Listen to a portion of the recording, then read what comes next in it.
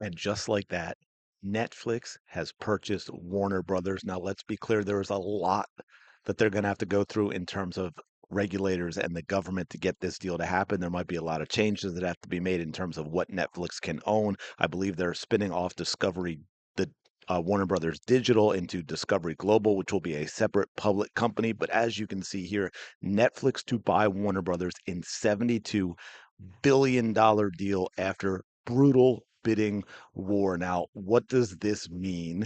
Well, there's a lot of things actually. A whole lot of people in Hollywood aren't happy about this. That's why I said it's going to be interesting to see what the government does. You have Netflix, the number one streamer, you have HBO Max, the number three streamer, and this consolidates a whole lot of what we'll call for right now Hollywood into one company. That is not a good sign for Hollywood. Personally, I don't think that's something that's going to be good for the future of movie making. Netflix is not big on theatrical releases. That is going to be one thing. It seems like Hollywood is not too happy with this either.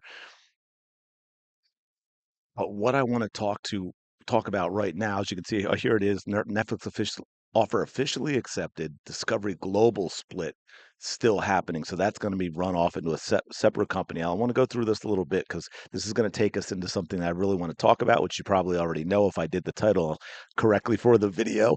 Uh, so they where do we go? Okay, so here's Zaslav. The WBD board has approved a transaction under which Warner Brothers will be acquired by Netflix, subject to regulatory approvals. That's going to be the interesting part. And closing conditions, including the completion of the separation of Discovery Global from WBD. Not only is the deal locked in at the corporate level, but the previously announced breakup of Warner Brothers Discovery is actually part of the process. The company is preparing to split into two completely separate entities, Warner Brothers heading into Netflix, and a new standalone company called Discovery Global, which Zaslav says will be led by Gunnar Weidenfels. So this is a massive reshaping of power, as I say here, one of the biggest corporate shifts we've seen in modern entertainment.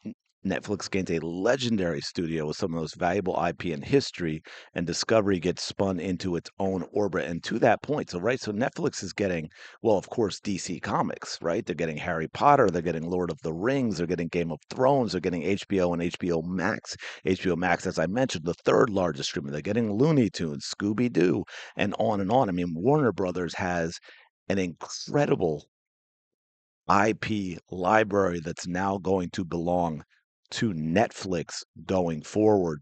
And the big thing that we want to get into, and again, I have it here, is this James Gunn's.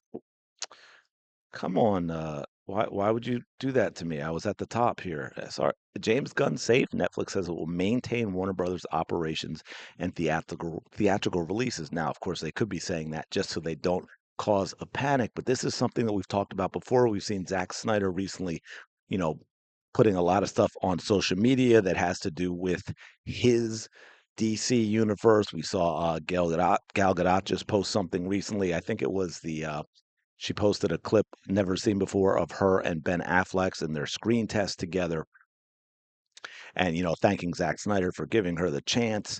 So, despite all the spin, despite all the controversy, I know I'll get the comments from the James Gunn people and below. And this is just, if you look at what Superman did versus what Man of Steel did, it really didn't do that well. I'm not going to get into whether it made a profit or how much it made, but just look at ticket sales. It didn't sell a lot of tickets, or a lot of people are just aren't thrilled with James Gunn's direction. Things that are coming out about Supergirl now, people are like, or Man of Tomorrow, people are like, oh, James Gunn's just remaking Guardians of the Galaxy. So, of course, Netflix now saying, hey, we're not changing anything. But this goes back to something that was said before, which follows on top of Zack Snyder and all the things he's been posting. Zack Snyder has a relationship with Netflix. Zack Snyder did Rebel Moon recently for Netflix. The idea that Netflix would want to scrap what James Gunn has done and give it back to Zack Snyder, it's not out of the realm of possibility, is all I'm saying. I'm not sitting here saying Zack Snyder's in, James Gunn's out. I don't know. What I am doing is raising that possibility because I do think it's there. Now, the flip side of that, of course, is how often do you dare to try and reboot when you've barely gotten started in the first place? Right? I mean, to be fair with James Gunn, they hasn't exactly gotten very far. We've gotten, the very beginning of the DC. I mean, it's possible you could flip to Zack Snyder and just not completely reboot, right? Like, don't start with a brand new Superman, just sort of move forward from what he had done previously. That's another option. So, yeah, but this is really really interesting. People are talking about this with theatrical releases. What does it mean?